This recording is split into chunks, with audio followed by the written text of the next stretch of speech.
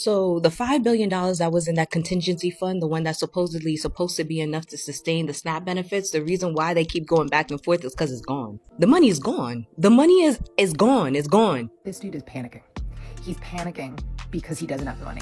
He's panicking because he spent the money. The SNAP contingency fund, whatever tariff money that came in, it was not trillions, but it is estimated to be about 80 billion. It's gone. It's spent. Greetings, my BPPN family. Welcome to Black People Politics Network. I'm Mr. Red. Tonight we're going to talk about what could be the largest theft of public money in modern U.S. history. And surprise, surprise, it leads right back to Donald Trump. Tariff funds, SNAP money, even digital currency schemes like Doge, all roads point to a man who's been robbing this nation blind while convincing his followers he's saving it. We have much to discuss. Let's strap in. Let's get after it. Donald Trump is melting down because he's realizing the Supreme Court is about to rule against him on the most consequential economic policy of his administration, tariffs. And he's realizing that he probably spent all of the money generated by the tariffs already, and he doesn't know how he's going to pay it back. Because if the Supreme Court says, Donald Trump, your tariffs are illegal, he's going to have to pay back billions and billions of dollars generated from the tariffs. And he's admitting now the United States of America has already spent some of that money, and it's going to be a complete and utter mess. But this goes all the way back to USAID and the Doge stuff. They have taken money from all kinds of places in the government. And he's panicking now because the Supreme Court, in their oral arguments the other day, sounded like, even the conservatives, that they're going to rule against him on the tariffs being unconstitutional, which means he has to give the money back. And he's panicking because he doesn't have the money to give it back. Now, do y'all remember when Donald Trump told America that the tariffs would make us rich again? What he really meant was he'd make himself rich again. Tariffs were supposed to punish China, but all it did was tax us. Every imported product hit with those tariffs were paid by American consumers, not foreign governments. Those prices that the businesses paid got passed down to us, the consumer, not to mention the inflation that's already going on too. That's why it feels like things are more unaffordable than they've ever been. And that extra revenue that Trump bragged about, you remember that? It never came back to the people. It disappeared into Trump's political slush funds. And now we're learning that billions meant for SNAP, the program that keeps low-income families from starving, well, that's probably gone too. Trump rerouted or froze those funds, claiming to fight fraud, but the fraud was his. Families got less help, while connected contractors, consultants, and campaign donors got paid. This is why that Supreme Court audit under Justice Ketanji Brown Jackson is going to matter. If the books are open, they'll find a paper trail that doesn't end at the Treasury. It ends at Mar-a-Lago. Trump spent the tariff money, spent the SNAP money, and burned through America's safety net like a man hiding evidence before the cops arrive.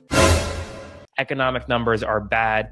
Tariffs are bad. And the Trump administration, well, they're gearing up for a massive loss in front of the United States Supreme Court that could come as soon as this week. And Donald Trump, he's lashing out at everyone. He's lashing out publicly, and now he's even lashing out at his own attorneys who appeared in front of the Supreme Court. I mean, the United States Supreme Court was given the wrong numbers. The unwind in the event of a negative decision on tariffs would be including investment made to be made and return of funds in excess of $3 trillion. Trump is not happy. And now Trump is saying that excess of $3 trillion that we'd have to pay back, even though the tariffs have only generated about $200 billion worth of revenue for the United States. So not sure where he's getting that $3 trillion number from. But at the height of its success, he stole all the money. And now the Supreme Court just went against the judge ruling that forced or ordered the Trump administration to fulfill the entirety of the SNAP benefits for the month of November. Yeah. They took the fucking money. They took the money. That's the only reason why he would have to probably allegedly make that call to Supreme Court. Like, listen, block this shit, because they don't have it. They don't have our money, y'all. They took the fucking money. And let's talk about Doge and the crypto circus he and his allies pushed. You remember that? He told you Doge was going to save you so much money. Have y'all seen a check from Doge yet? Have we heard about how we have all this money from Doge? How the money from Doge could go ahead and... Like Trump said, bro. Trump said that the payments start on the 1st, right? And these motherfuckers thought they was going to get a paycheck. Why didn't that pay for SNAP? I wonder, right? That wasn't innovation. It was data theft, dressed up as financial freedom. While people were distracted by meme coins, their personal information, banking habits, and even local data were quietly hovered up. The goal? A future where your every purchase, paycheck, and protest donation is trackable under a digital-first economy. They crash the system, buy up the scraps, then sell you your own privacy back at a premium. Think about it. Tariffs hurt workers. SNAP cuts starved families, and Doge mined our data. And now the same people are terrified of an audit? Why would they be terrified? If everything was on the up and up, why would it be terrified? I mean, why would we think that a dude convicted of 34 felony counts, who has been made to pay back multiple people due to the amount of fraud that he's been liable for, why would we think that he and a bunch of his buddies wouldn't be trying to rob the country? I mean, just think about that shit. Steve Bannon said if they don't get reelected, a lot of them are going to jail, and they are. If we lose the midterms and we lose 2028, some in this room are going to prison, myself included. They're not going to stop.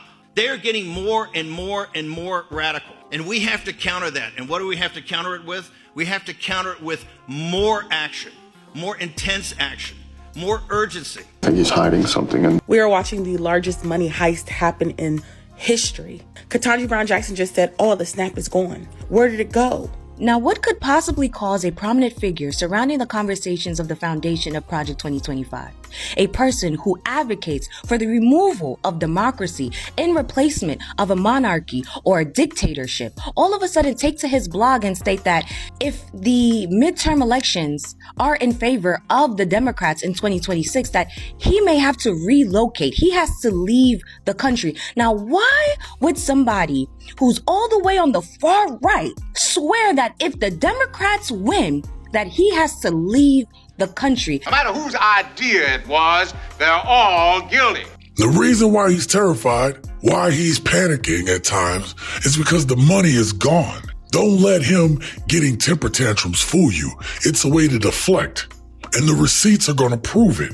Steve Bannon already said it out loud. If we don't win, we're probably going to jail. And he's right.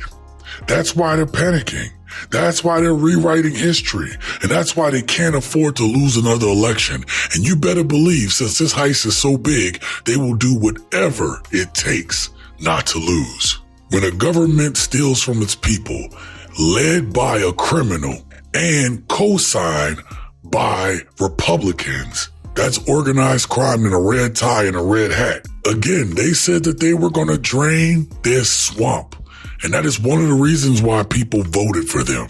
But what you did when you voted for these people is you let the worst of the worst drain the swamp into the people's house. Stay vigilant, stay engaged, stay revolutionary.